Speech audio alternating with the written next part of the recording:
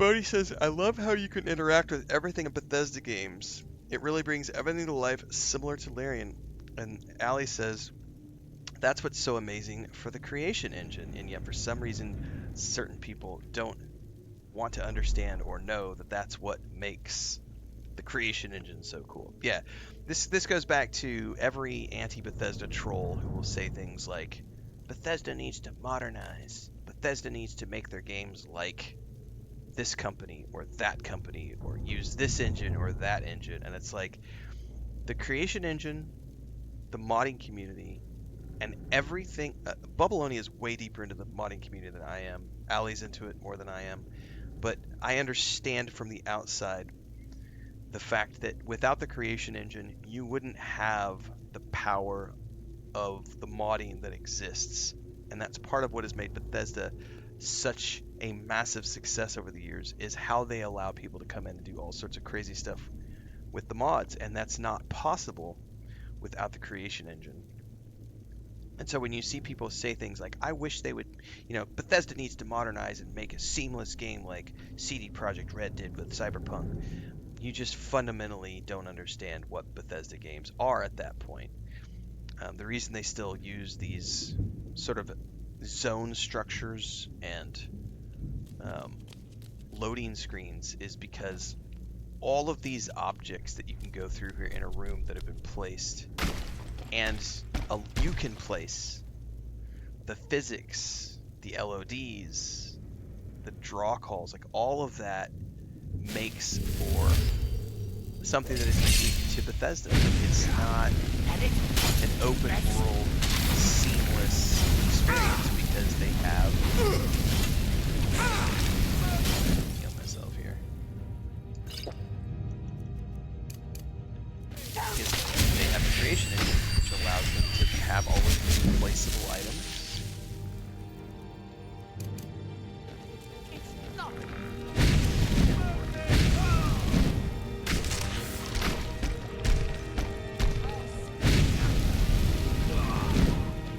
That is an actual. That is. Anyway, the creation engine is what has allowed Bethesda to become the company they are.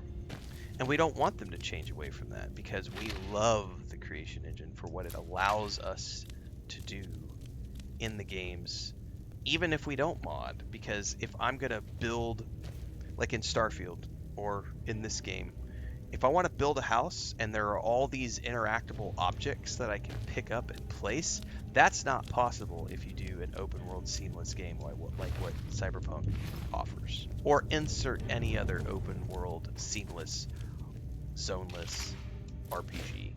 Like, if you think that those games are better, that's okay for you to think that, but don't think for a moment that that would make Bethesda games better, because it wouldn't. The whole purpose of Bethesda games is to allow people to go in and do crazy things with these objects that you can pick up, like a basket or a bucket or a tankard that I can pick up and go place in my home. So yeah, fundamentally, anybody who complains about the creation engine and thinks that it's not modern, and I have a frog in my throat. If anybody who complains about that fundamentally doesn't understand Bethesda as a company, doesn't understand game development, doesn't understand the way these games are built, why they are built this way, and as such, their opinions are invalid because they have immediately demonstrated that they are clueless armchair devs who don't understand anything. But Bethesda. Yep. Okay.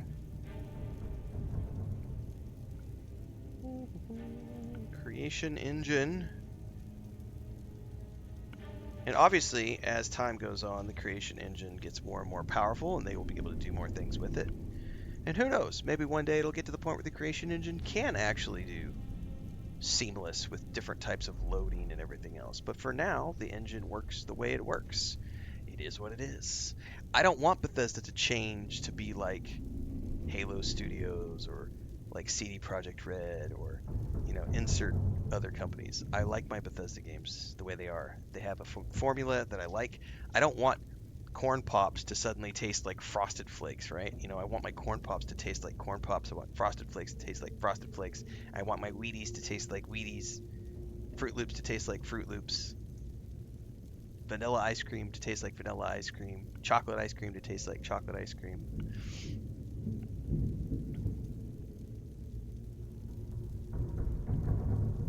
That's right, Bubbleonia. They do not need to switch to another engine. Mickey says I love Bethesda. Everybody in our community loves Bethesda. Yep.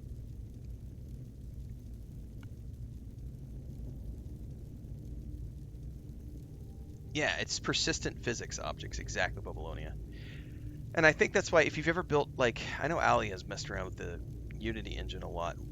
Unity engine is less powerful than Unreal with those types of draw calls and shaders and lighting and everything, which is why in Unity, if you've ever built a game in Unity, it usually relies upon a similar structure to the creation engine where you have zones for everything. So shopkeeper, that's a zone.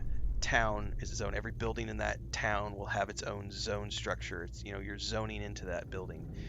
And because of the way that engine works and placing objects and things of that nature. Now, you can obviously custom program it to do what you want, but there are always going to be limitations to certain things.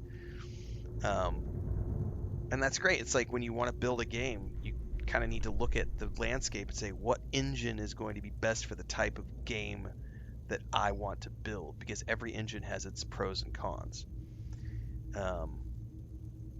So I know, for example, the point-and-click adventure game that we did in Unreal 4, excuse me, even though it was in Unreal, my brother and I chose to make that game a traditional point-and-click adventure game where the town is its own zone, but every building that you go into is a separate building there's a loading screen to go into the buildings. The tavern, the bookstore, the armor smith, all of those buildings are structures that you go into because in each building we have all of these physical objects that we're placing that have all their own physics and everything else. And if you try to dump those all in the same place, it's a nightmare unless you have somebody to do the optimization and all the graphics engineering and shading stuff. And we didn't. So we said, well, what's the solution if we don't want to hire somebody to do all that stuff? We just do it the old school way, And there's nothing wrong with that if you're going to do it on the low end from an indie scale. But even if you have talented people working, when you have thousands of objects being placed in scenes, that's when the creation engine comes into play, which is very cool for what it does.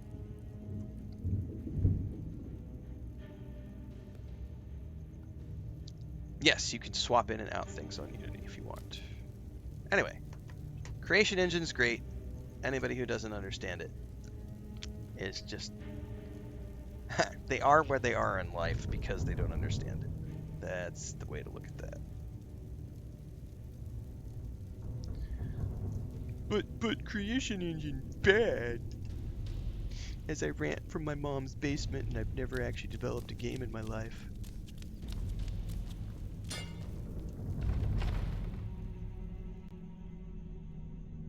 That's right.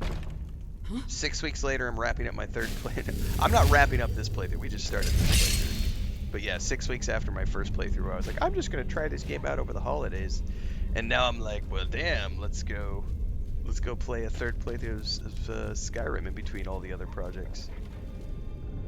And I'll tell you what, guys. This is the power of when something is fun, and also there's an audience tuning in. Like, when we're all having fun together, you're damn right I'm going to play a game more than once. Like, Avowed, we played 2 playthroughs. Back to back. Starfield, multiple playthroughs.